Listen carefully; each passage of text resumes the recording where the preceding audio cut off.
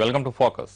ఒకవైపు భూకంపాలు, మరోవైపు వెల్లువ లాంటి లావాన్ని ప్రవహింపజేసే అగ్నిపర్వత విస్ఫోటనాలు అనుక్షణం కత్తి మొన మీద ఉన్నట్లే.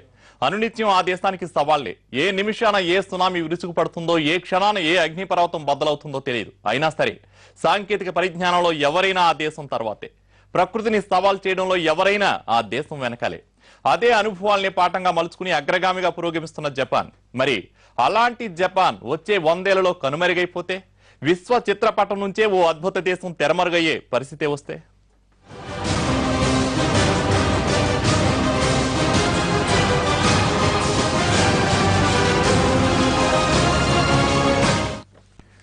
అణుబాంబు నెత్తిన పడ్డ, సునామీ పోటెత్తిన, అగ్నిపర్వతాలు బద్దలైన చెక్కు చెదరని ధైర్యం జపాన్ సొంతం. ఇటు ప్రపంచ దేశాల నుంచి, అటు ప్రకృతి నుంచి ఎన్నో సవాళ్లను ఎదుర్కొని కూడా అభివృద్ధి పదంలో దూసుకుపోతున్న దేశం ఏదైనా ఉందంటే అది జపానే. చూడ్డానికి చిన్న దేశమైనా దాని గుండె ధైర్యం చాలా పెద్దది.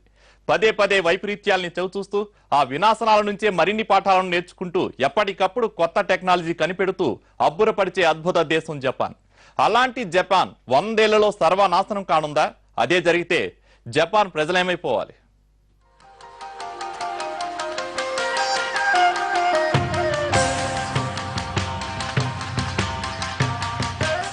జపాన్ కి పెనుముప్పు ఖాయం. మరో 100 ఏళ్లలో ఇక్కడ జీవజాలం మొత్తం నశించడం తథ్యం. ఈ అంచనానే వెన్నులో వణుకు పుట్టిస్తోంది. జపాన్ చుట్టూ ఉన్న అగ్నిపర్వతాలు వరుస పెట్టిన విజృంభించడంతో 12 కోట్లకు పైగా జనాభా ఉన్న జపాన్ సర్వస్వం తుడిచిపెట్టుకుపోతుందని అంటున్నారు శాస్త్రవేత్తలు. జపనీయులు మరో దేశం చూసుకోవడం బెటర్ అని అంటున్నారు కోబే యూనివర్సిటీ సైంటిస్టులు.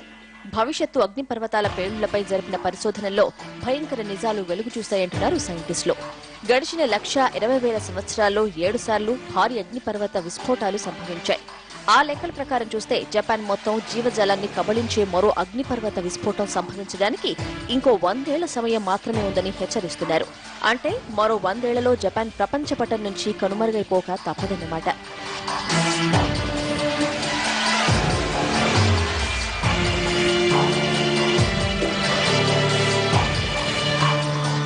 ఇలాంటి డూమ్ స్టే చప్పులు చాలానే చూశాం. మైన్ క్యాలెండర్ అనుసరించి 2012 డిసెంబర్ 21న భూగోళం మొత్తం సర్వనాశనమైపోతుందని అన్నారు. సృష్టి అంతమైపోతుంది అన్నారు. కానీ ఏం కాలేదే. అయితే ఇది అంతేనా తేలిగ్గా తీసుకోవడానికి లేదంటున్నారు శాస్త్రవేత్తలు. పోయిన నెల అంటే సెప్టెంబర్ నెలలో మౌంట్ ఆన్ టెక్ అగ్నిపర్వతం పేలి 51 మంది ప్రాణాలు లావాలో కలిశాయి.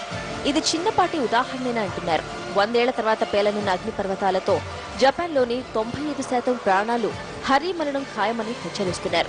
అయితే ఇలాంటి విపత్తులకు కేవలం 1% అవకాశం మాత్రమే ఉందంటున్నారు కొందరు పరిశోధకులు.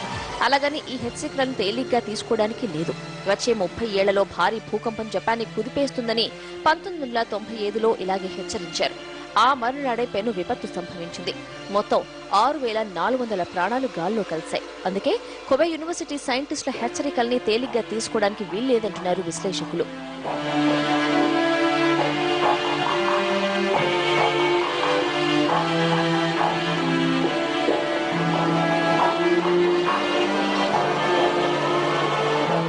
అనునిత్యం ప్రమాదాలతో చిలిమే. పక్కల్లో బల్లం లాంటి అగ్నిపర్వతాలు, మాటేసిన శత్రువుల్లాంటి భూకంపాలతో అప్రమత్తత జపాన్ వాసుల జీవితంలో ఓ భాగమైపోయింది. పదే పదే ప్రకృతి విపత్తులు ఎదుర్కొంటూ, పతనమవుతూ, తిరిగి కోలుకుంటూ ఇక్కడిదో నిత్యకృత్యం. సర్వం కోల్పోవడం, తొందరగానే తేరుకోవడం జపనీయులకు 100 ఏళ్ల నుంచి వస్తున్న అలవాటు. పడి లేచే కడలి తరంగాన్ని చూసి పాఠాలు నేర్చుకుంటూనే ఉంటారిక్కడ. అగ్నిపర్వత విస్ఫోటాలు, అణుదాడులు, సునామీలు దేశాన్ని అతలాకుతలం చేసినా మళ్లీ మళ్లీ నగరాలను నిర్మించుకోవడం జపాన్కే చెల్లింది.